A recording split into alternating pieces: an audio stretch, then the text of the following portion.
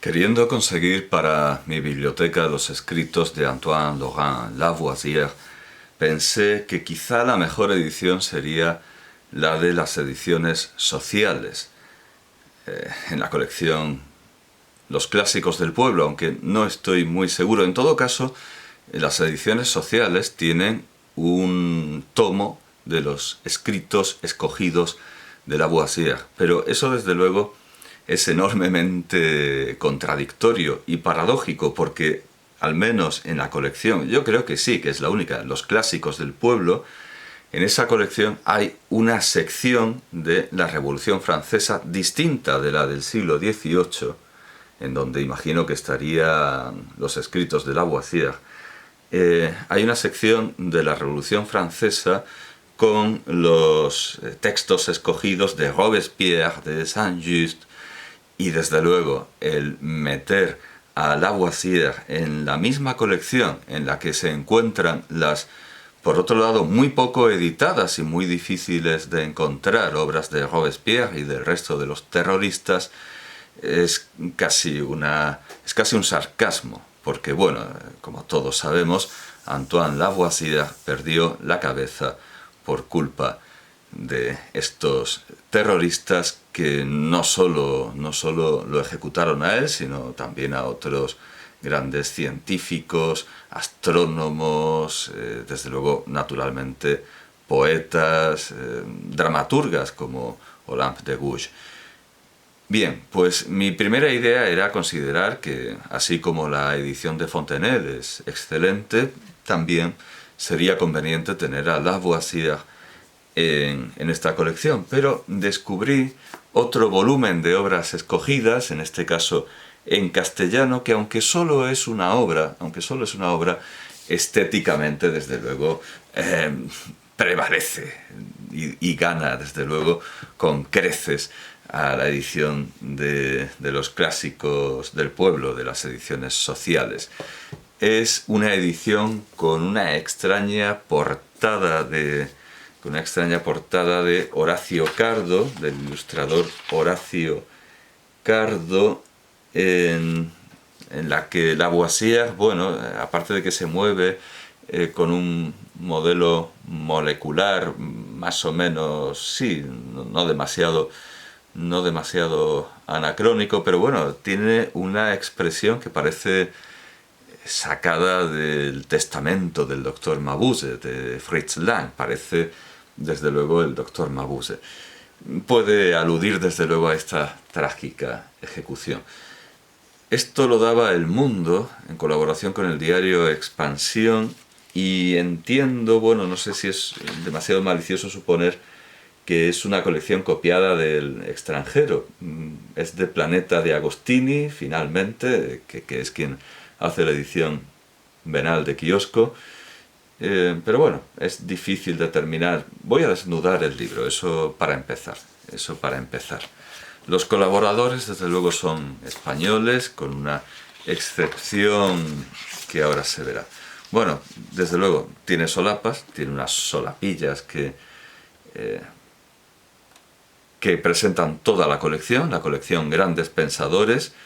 En definitiva, los editores consideran que estos libros serán útiles tanto a los lectores más informados como a aquellos que desean reconciliarse con un pensamiento sereno, sin trabas y abierto a los desafíos del mundo actual. Bueno, un mundo actual que no parece tan desafiante como el mundo del pasado. Desde luego, el mundo de la Revolución Francesa no tenía nada de sereno, los pensadores eran serenos, el mundo no.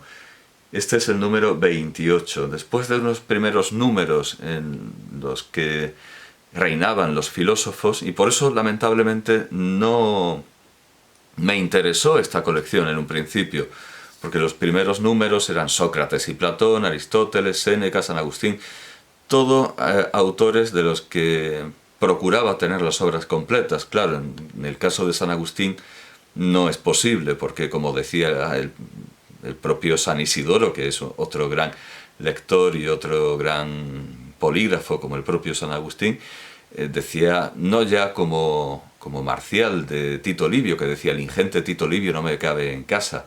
De San Agustín decía San Isidoro que escribió tanto que costaría no ya copiarlo, sino leerlo, entendiendo que lo normal que se puede hacer con un libro es leerlo. Bueno, y sigue con Adam Smith, Kant, todos autores que conviene tener en obra completa, y solo empiezan a inmiscuirse los científicos en, bueno, yo diría, sí, en el número 13 que está Charles Darwin. En el número 13 ya tenemos a un científico. Luego viene un científico, pero es un socialista científico, que es Karl Marx. Bueno, pues este volumen es el 28, el 28º, ya bastante entrada a la colección en harina, y por eso se me pasó. Y por eso he tenido que redescubrirla y comprar el volumen suelto.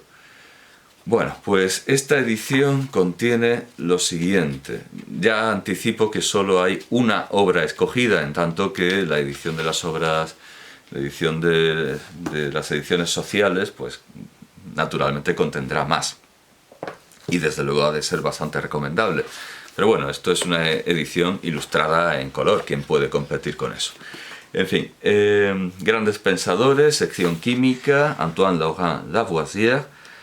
De la presentación, los derechos para José Manuel Sánchez Ron, de la Real Academia Española. Sánchez Ron es el que hace los artículos y la coordinación de todo este tipo de volúmenes didácticos de los periódicos y de las publicaciones semanales. Lo hemos visto en ABC, lo hemos visto en fin, en una cantidad ingente de coleccionables.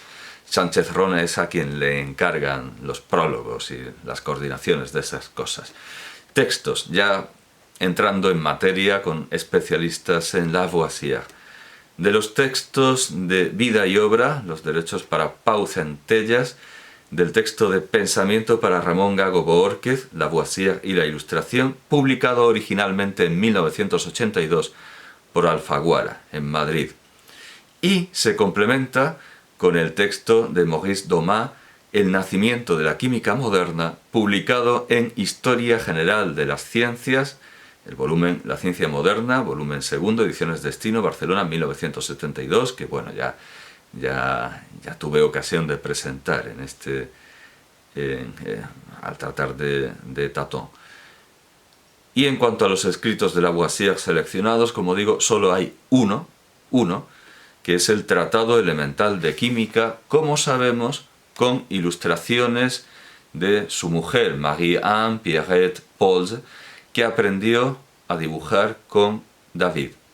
Fue alumna de David y además le encargó un famoso retrato de 1788 que aparece aquí. Marie-Anne Pierrette Pauls traducía obras del inglés para su marido, aprendió a dibujar con David para representar los instrumentos del Tratado de Química. Desde luego vamos a tener ocasión de ver muchos, porque precisamente una de las secciones escogidas en esta antología es la de los instrumentos químicos, la de los instrumentos del laboratorio de química, dibujados todos por su mujer, con la instrucción de David. Este es el retrato, este es el magnífico retrato del matrimonio Lavoisier por David, el profesor de dibujo de Marie-Anne Pierrette Pauls. Es de 1788, luego pintaría a Marat. Es bastante paradójico que un revolucionario como David pinte a un ejecutado por la revolución. Este cuadro fue un encargo de su mujer, que tenía bastante dinero, es algo bastante claro, pagó muchísimo por este cuadro, que acabó en manos de familiares después de, en fin, la trágica historia de los Lavoisier. Acabó siendo comprado por Rockefeller para un centro de investigación médica y al final fue comprado por otros filántropos y acabó en el Museo Metropolitano de Arte de Nueva York. Está en Estados Unidos, no está en Francia. Como digo, es bastante paradójico que David el gran amigo de los terroristas, el gran amigo de los revolucionarios, pintara, aunque fuera por encargo, este cuadro, y fuera profesor, aunque fuera también por comisión venal y por contrato y por unos emolumentos, que fuera profesor de dibujo de la mujer de Lavoisier, pero desde luego mucho más. Estoy buscando La muerte de Marat, que aparece también reproducida en esta magnífica edición ilustrada, aunque bueno, el papel no es satinado, pero es un papel normal. Veo a Marat, pero en otro retrato. Bueno, todo el mundo conoce la muerte de Marat. Quería decir simplemente que era paradójico, pero quizá no tan paradójico y no tan curioso como Sanson, como el verdugo de París. Porque si bien David pintó a los revolucionarios y a sus víctimas, Sanson, el verdugo de París, guillotinó a las víctimas de los revolucionarios y también a los propios revolucionarios, incluyendo el fiscal, el temido fiscal que fue ejecutado después sobrevivió a Robespierre y a todos estos, y fue ejecutado un poco después. David los pintaba a todos, Sanson los guillotinaba a todos. Bueno, no lo voy a encontrar y quizá me lo he inventado, quizá no está, pero hay una gran cantidad de material gráfico bastante aprovechable, bastante recomendable. Bueno, pues había tomado algunas notas de las diversas presentaciones, pero por cierto quiero hacer notar que en el texto de Pau Centellas encuentro algo curiosísimo, que es que en un texto que no es una cita, y que se supone que está originalmente escrito en español, se confunde la palabra número con nombre, y en lugar de decir en el número de, se dice en el nombre de, queriendo decir claramente nombre en francés, es decir, número, con lo cual parece que está traducido del francés, o ha sido un lapsus absurdo. Es algo, es un fenómeno inexplicado, y de momento inexplicable. No sé a qué se deberá ese extraño galicismo extemporáneo. Bueno, pues quería subrayar, creo que me he dejado, o se me ha caído, o lo he quitado espontáneamente, pero de la presentación de Sánchez-Ron quería subrayar una cita que naturalmente aparece más tarde, y aparece varias veces porque esto es una colección de textos que pretendían ser introductorios, pretendían ser introducciones esenciales y fundamentales a Lavoisier, y al tener 3 introducciones fundamentales, es obvio que lo fundamental se repita. Y una de las cosas fundamentales que se repite es esta cita de Lagrange. Dice José Manuel Sánchez-Ron: y así su cabeza cayó segada por la guillotina. Bueno, se explica por qué, podemos decirlo, claro.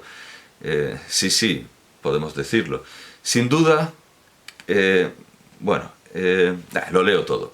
De nada le sirvió, estamos hablando de sus últimos momentos en los que cae como víctima de la revolución. De nada le sirvió, dice Sánchez-Ron, lo que había hecho, todo lo que había hallado por desvelar los secretos de la naturaleza. Todo lo que había hallado por desvelar. Hay cosas muy extrañas en la redacción de este volumen, la verdad. Casi a lo mejor no compensan las ilustraciones y convendría más leer la edición de las ediciones sociales. Todo lo que había hallado por desvelar los secretos de la naturaleza. En una nota que escribió durante los meses que pasó en prisión, Lavoisier defendió, refiriéndose a sí mismo en tercera persona, con orgullo su carrera como científico y ciudadano. Y esto es un texto escogido de Lavoisier. Lavoisier, miembro de casi todas las academias de Europa, ha consagrado su vida principalmente a trabajos relativos a la física y a la química.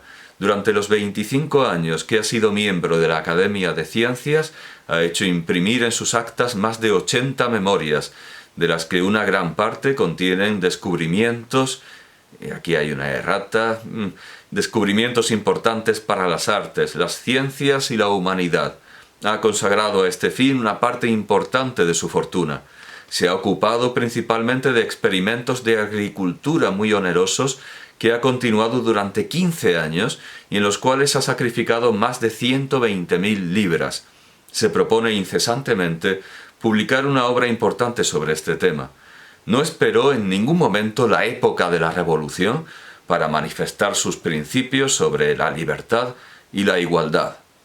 Y dice Sánchez Ron, sin duda que creía lo que escribió, que había amado la libertad y la igualdad siempre, solo que la libertad e igualdad del fermier général no era, claro, la libertad e igualdad del pueblo llano, de los sans-culottes que tomaron la Bastilla el mismo año que se publicó su Tratado Elemental de Química, una obra que como la Revolución también contribuyó a cambiar el mundo, pero que ellos, los revolucionarios que se unieron para marchar hacia la Bastilla, no habían leído, entre otros motivos porque muchos, la mayoría seguramente, no sabían leer.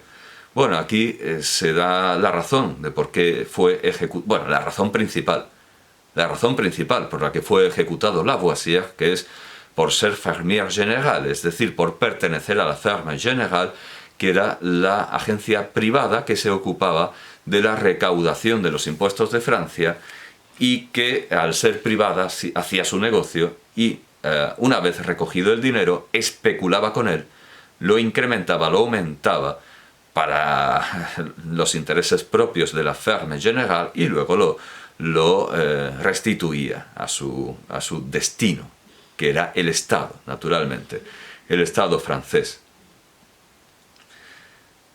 Y así, su cabeza, dice Sánchez Ron, cayó segada por la guillotina el 8 de mayo de 1794, junto a otros 28 acusados de conspirar contra el pueblo de Francia. Solo un instante, y aquí viene la cita repetida, tan repetida, solo un instante para cortar esa cabeza. Puede que 100 años no basten para darnos otra igual, dicen que manifestó el gran Lagrange, otro de los científicos inolvidables de aquella época. Bueno, pues había señalado algunos pasajes, en concreto de la sección biográfica, que está plenamente ilustrada, ya lo digo, de la sección biográfica, ¿cómo se llama esta sección? Vida, sí, sencillamente. Vida, esta es la que viene de la editorial Alfaguara. Bueno, pues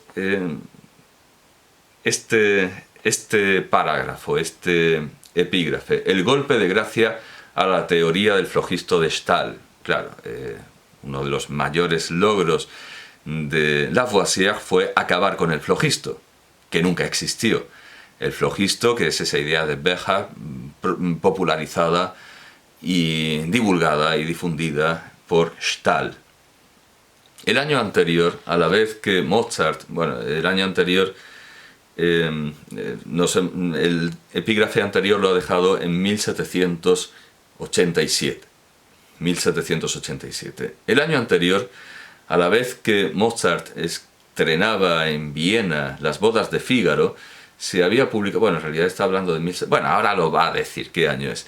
El año anterior, a la vez que Mozart estrenaba en Viena Las bodas de Fígaro, se había publicado uno de los trabajos más importantes de la historia de la química y al cual, por trazar un nuevo paralelismo con la historia de la literatura, puede calificarse sin reservas como de obra maestra, tanto por su contenido como por su habilidad estilística. Es decir, realmente esta debería ser ineludiblemente una de las obras escogidas en toda antología, en toda buena antología, en toda antología que se precie de Lavoisier.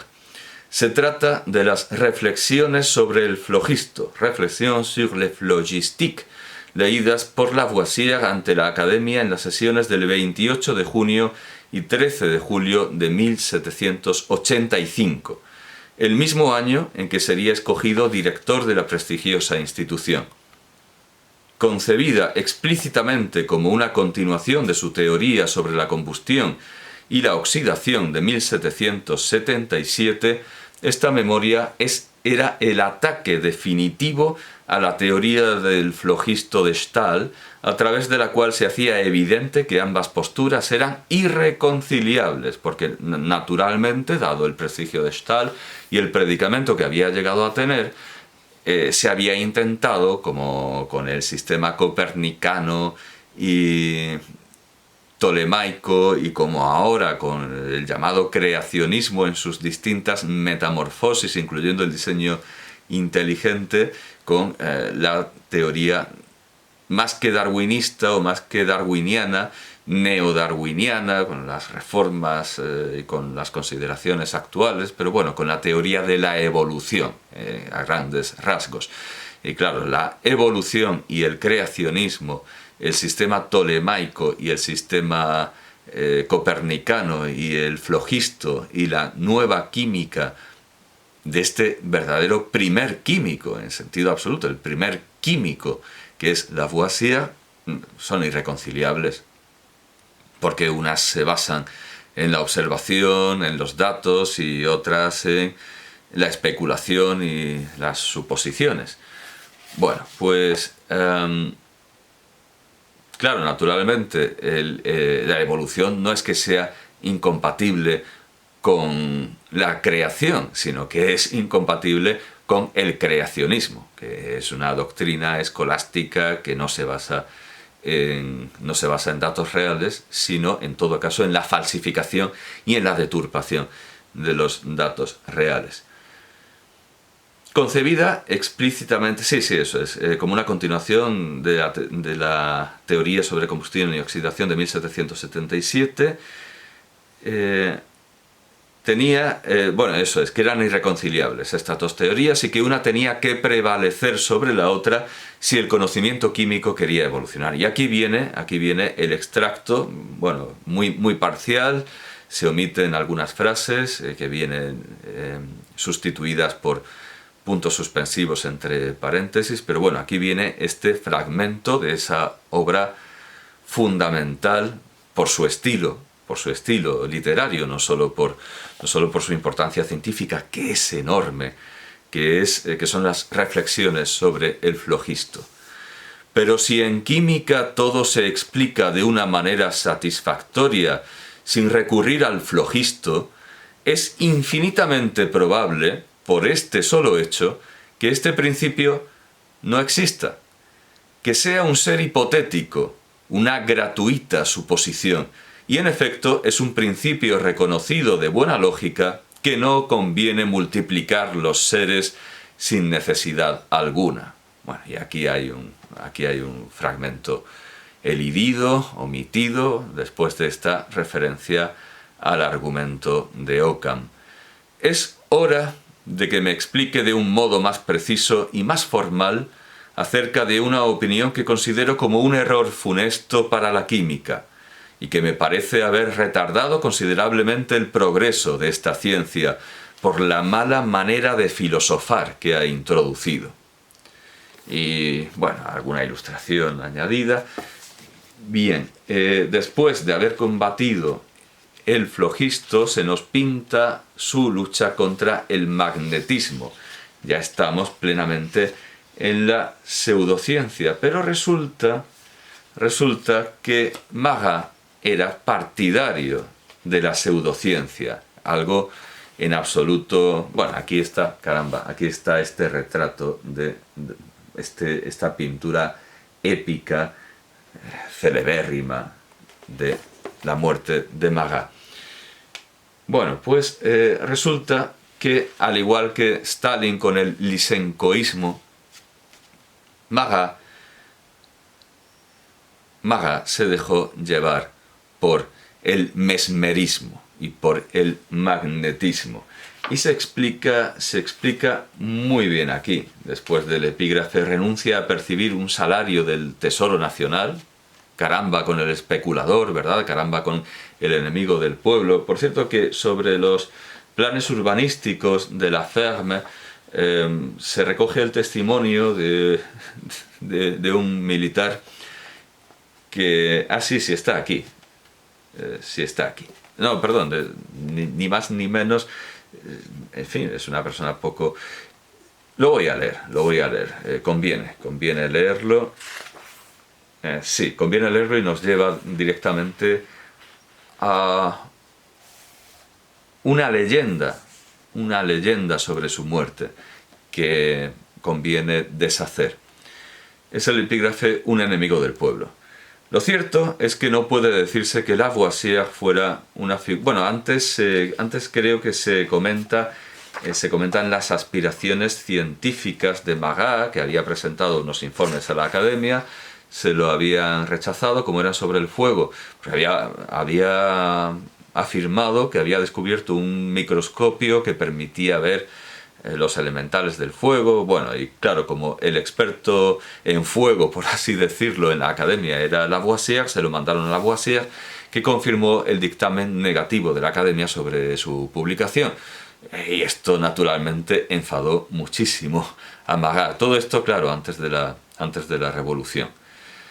Lo cierto, dice ya esta vida de Lavoisier, lo cierto es que no puede decirse que Lavoisier fuera una figura demasiado popular en aquel periodo, sin duda por su condición de fermier, pero también por la proyección pública que había alcanzado con su nombramiento como parlamentario en la Asamblea de Orleans, lo cual, en ese preciso momento, no podía sino entenderse como un claro alineamiento junto a los estamentos opresores. El mismo año en que era elegido en Orleans, 1787, un opúsculo anónimo le atacaba directamente debido al proyecto que había presentado para amurallar París.